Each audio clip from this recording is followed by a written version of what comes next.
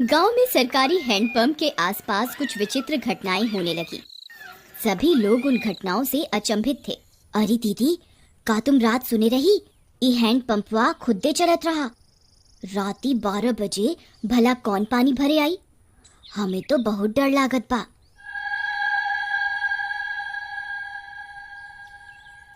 हाँ रानी, हम सुने रही। हमार रिंकिया के पापा तक कहत रही कि हम जाके देखा। हम उनके रोक लिहिस। कौन जाने का बला हुई। फिर उसी रात फिर से 12 बजते ही वह हैंडपंप खुद से चलने लगा।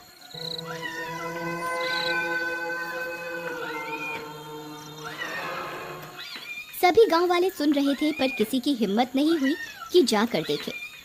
फिर सुबह होने पर, अरे मीना दीदी, चला हो, हैंडपंपवा पर पानी भरे के। हमें अकेले जाते डर लागत बा। फिर वे दोनों हैंडपंप पर जाती हैं। वहां पहुंचकर उनकी आंख फटी की फटी रह जाती है।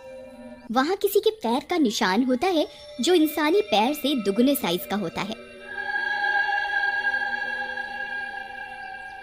ई देखा हो रानी, हम कहत रहे ना कुछ गड़बड़ जरूर बा। ई देखा, भला किस इंसान के इतना बड़ पैर हुई। तभी वहां पिंकी आ जाती है। अरे दीदी, क्या हुआ? आप दोनों इतनी परेशान क्यों हैं? ई देखो बहन, इतना बड़का पैर। लागत है कौनो शैतान ई हैंडपंपवा पे आया रहा। कम ऑन दीदी, कोई प्रैंक कर रहा होगा। हमारी सिटी में तो ऐसे बहुत करा जाता है। अरे आप शहर से आई रही पिंकी बहन, आप ये सब ना समझी। फिर रात होने पर हैंडपंप फिर खुद से चलने लगता है।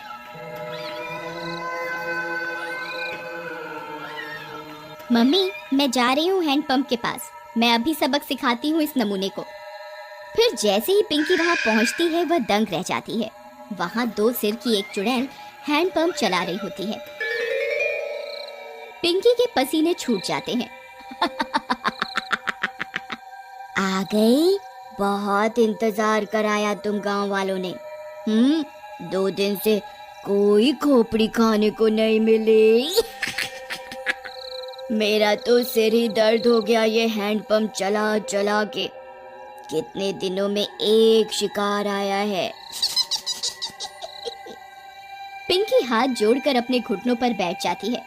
चुड़ैल जी, आई एम सो सॉरी। मुझे लगा कोई गांव वालों से प्रैंक कर रहा है। मुझे माफ कर दो चुड़ैल जी। मैं तो पास के शहर में पढ़ती हूँ, इस गांव में घूमने आई हूँ। पर चुड़ैल उसकी विनती नहीं सुनती और उसकी खोपड़ी खा जाती है। फिर अगली सुबह, अरे मीना बहन, देखत हो, आज तो यहाँ खून भी पड़ा बा। कौनो अनहोनी हो गई लागत बा। तभी पिंकी की माँ वहाँ आ जाती है।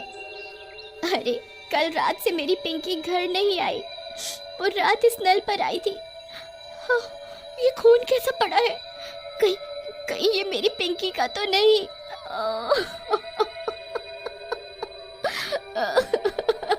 अरे भौजाई, हम उसे कल ही कहे रहे कि ज्यादा लेक्चर का झाड़ो। लगता है उसके साथ कुछ गलत हुई गवा। थोड़ी देर में झाड़ियों में उन्हें पिंकी की सिर कटी लाश दिखती है। यह बात पूरे गांव में फैल जाती है। सब फैसला करते हैं कि अब से इस हैंडपंप पर कोई नहीं आएगा। फिर रात होने पर वह चुड़ैल फिर से हैंडपंप पर आकर उसे चलाने लगती है, पर कोई नहीं आता। लगता है गांव वाले चालाक बन रहे हैं। इनको किसी और तरकीब से बुलाना होगा, नहीं तो हम भूखी मर जाएंगी। हाँ, पर करें क्या? रुक जा मेरे जुड़वा सिर, अभी तुझे किसी खोपड़ी का स्वाद चखवाती हूँ। फिर वह चुड़ैल पिंकी के घर के पास पहुंच जाती है। वहां जाकर चुड़ैल पिंकी की आवाज में उसकी माँ को आवाज देती है। मम्मी, मम्मी, दरवाजा खोलो मम्मी। मम्मी। पिंकी की आवाज सुन उसकी माँ झट से दरवाजा खोलती है। वह बाहर चुड़ैल को देख पिंकी की माँ कांपने लगती है। पिंकी, ये तुझे क्या हुआ? चुड़ैल की एक खोपड़ी अपनी लंबी जीभ से पिंकी की माँ को जकड़ लेती है। मैं कोई पिंकी विंकी नहीं। तेरी पिंकी तो कब की हजम भी हो गई होगी। अब तू मेरा खाना बनेगी मूर्ख औरत। फिर चुड़ैल उसकी खोपड़ी काट कर निकाल लेती है और उसे खा जाती है।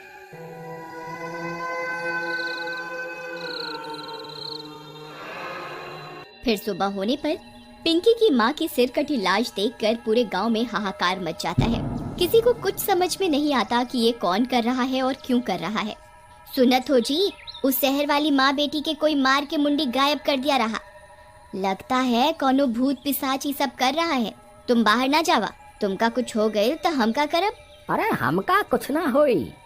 हम जात रहे वो हैंड पंपवा के आसपास सीसीटीवी कैमरा लगाई खातिर, हाँ, ताकि देख सके आखिर मामला का बा। फिर वह गांव की कई दीवारों पर सीसीटीवी कैमरा लगा देता है। रात होने पर वह चुड़ैल वापस आती है। वह थोड़ी देर हैंडपंप चलाती है पर कोई नहीं आता। वह गांव में पिंकी और उसकी माँ की आवाज निकालकर सबको बुलाती है पर कोई नहीं आता। लगता है गांव वाले बहुत होशियार हो गए हैं, कुछ करना पड़ेगा। हाँ, कुछ तरकीब सोचो, नहीं तो अगर हम 2 दिन भूखी रही तो मर जाएंगी। गांव वाले हैंडपंप से पानी नहीं भर रहे पर कुएं से तो भर रहे हैं। हम चलकर कुएं में बैठ जाती हैं।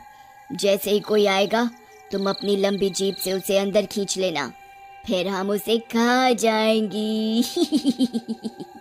हाँ, सही कहती हो। फिर वह चुड़ैल कुएं में जाकर छिप जाती है। सुबह होने पर, अरे सुबह सुबह कहाँ जावत बा? रात तू शैतानी शक्ति सारे गांव में घूम रही।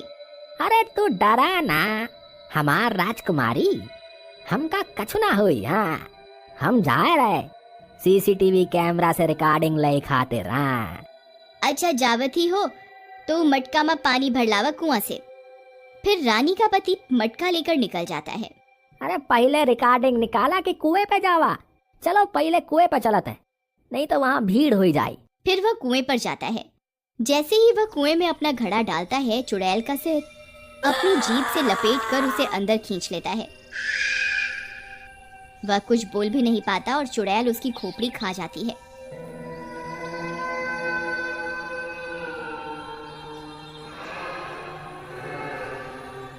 कुछ देर में गांव वालों को उसकी सिर कटी लाश कुएं में दिखती है। इस बार और कोहराम मच जाता है। हम कहर अरे हम इकरा के कही रही ना जावा सुबह सुबह, पर ये हमारी एक न सुनी। हम तो लुट गईली, बर्बाद हो गईली। हे राम।